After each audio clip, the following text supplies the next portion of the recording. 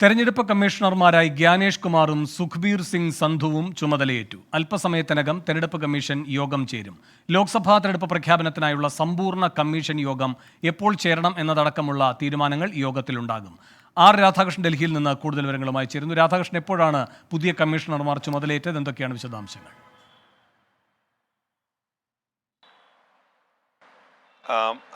ഏതാണ്ട് 10 മണിയോടുകൂടി തന്നെ ഈ പുതിയ തെരഞ്ഞെടുപ്പ് കമ്മീഷണർമാരായിട്ട് നിയമിക്കപ്പെട്ടിട്ടുള്ള രണ്ടുപേരും തെരഞ്ഞെടുപ്പ് കമ്മീഷന്റെ ആസ്ഥാനത്ത് എത്തി. മുഖ്യ തെരഞ്ഞെടുപ്പ് കമ്മീഷണർ രാജീവ് കുമാർ അവരെ സ്വീകരിച്ചു. അതിനുശേഷമാണ് ഓരോരുത്തരും അവരവരുടെ ഓഫീസുകളിലെത്തി. ഇപ്പോൾ രണ്ടാമത്തെ ആളും സന്ധുവും ചുമതല ഏൽക്കുന്ന നടപടികൾ പൂർത്തിയായിരിക്കുകയാണ്. അങ്ങനെ ഏതാണ്ട് ഒരു അരമണിക്കൂറോളം നീണ്ടുനിന്ന നടപടിക്രമങ്ങൾ അത് പൂർത്തിയായിരിക്കുന്നു.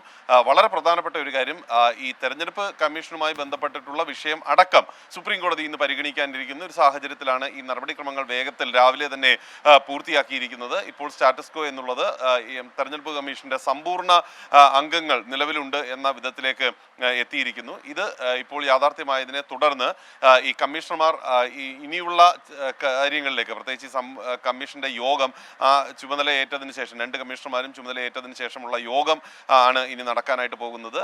സ്വാഭാവികമായിട്ടും ഇനി വരാൻ പോകുന്ന ഏറ്റവും പ്രധാനപ്പെട്ട പ്രഖ്യാപനം അത് പൊതു തെരഞ്ഞെടുപ്പ് എന്ന് വേണം എന്നതടക്കമുള്ള കാര്യങ്ങൾ ചർച്ച ചെയ്യാനായിട്ടുള്ള സമ്പൂർണ്ണ തെരഞ്ഞെടുപ്പ് കമ്മീഷന്റെ യോഗം. ഈ സമ്പൂർണ്ണ തെരഞ്ഞെടുപ്പ് കമ്മീഷന്റെ യോഗം എന്നത് കൊണ്ട് ഉദ്ദേശിക്കുമ്പോൾ നമ്മുടെ കമ്മീഷണർമാർ മാത്രമല്ല, ഈ തെരഞ്ഞെടുപ്പ് കമ്മീഷനുമായി ബന്ധപ്പെട്ടിട്ടുള്ള വ്യത്യസ്തങ്ങളായിട്ടുള്ള ചുമതലകൾ തിരിച്ച് ഓരോ അസിസ്റ്റന്റ് ഓഫീസർമാർക്ക് നൽകിയിട്ടുണ്ട്. അവർ കൂടി പങ്കെടുക്കുന്ന യോഗമാണ്. സംസ്ഥാന തലത്തിലുള്ള ഉദ്യോഗസ്ഥർ വെർച്വലായിട്ടും ഇത്തവണ പങ്കെടുക്കുമെന്ന് അറിയാൻ സാധിക്കുന്നു. ആ യോഗം എപ്പോൾ വേണം എന്നതിനെ കുറിച്ചിട്ടുള്ള തീരുമാനമായിരിക്കും കൈക്കൊള്ളുക.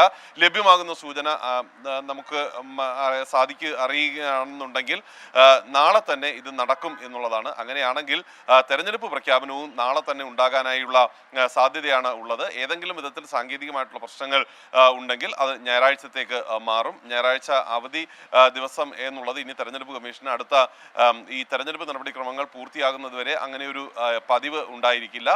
ആവശ്യമായിട്ടുള്ള വിഭാഗങ്ങൾ ഞായറാഴ്ചയും പ്രവർത്തിക്കും എന്ന വിധത്തിലേക്ക് തീരുമാനം കൈക്കൊണ്ടിട്ടുണ്ട്. ഇതിന്റെ അടിസ്ഥാനത്തിലായിരിക്കും നടപടികൾ മുന്നോട്ട് പോവുക. ഈ തെരഞ്ഞെടുപ്പ് പ്രഖ്യാപിച്ച് കഴിഞ്ഞാൽ, തെരഞ്ഞെടുപ്പ് തീയതി തീരുമാനിച്ചു കഴിഞ്ഞാൽ അത് പ്രഖ്യാപിക്കാനായിട്ടുള്ള വാർത്താ സമ്മേളനം ഉണ്ടാകും. ഈ വാർത്താ സമ്മേളനം നടക്കുന്നതോടുകൂടി തന്നെ പെരുമാറ്റച്ചട്ടവും നിലവിൽ വരും. ഈ സർക്കാരുമായി ബന്ധപ്പെട്ടിട്ടുള്ള ചില പ്രഖ്യാപനങ്ങൾ അതുകൊണ്ട് തന്നെ ഇന്ന് ഉണ്ടാകും എന്നുള്ളതാണ് നമുക്ക് അറിയാൻ സാധിക്കുന്നത്. ഇതെല്ലാം സമാനമായിട്ട് നടക്കുന്നതായിരിക്കും. ഏതായാലും തെരഞ്ഞെടുപ്പ് കമ്മീഷണർമാരുടെ ചുമതലയേൽക്കൽ നടപടിക്രമങ്ങൾ പൂർത്തിയായിരിക്കുന്നു. വേണു, ശരി. തെരഞ്ഞെടുപ്പ് കമ്മീഷണർമാർ ചുമതലയേറ്റിരിക്കുന്നു.